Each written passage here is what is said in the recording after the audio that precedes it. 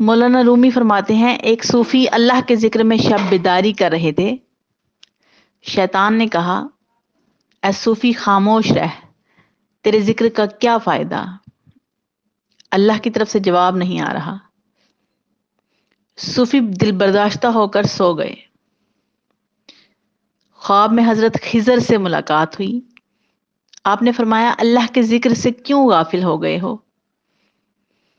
صوفی کہنے لگے اللہ کی طرف سے جواب نہیں آ رہا اس لیے ذکر چھوڑ دیا. حضرت خضر نے فرمایا اللہ کہتا ہے اے بندے، تیرا اللہ کہنا ہی میرا جواب ہے. جب تک تیرا پہلی بار اللہ کہنا قبول نہیں ہوتا اس وقت تک میں دوسری بار کہنے کی توفیق نہیں دیتا.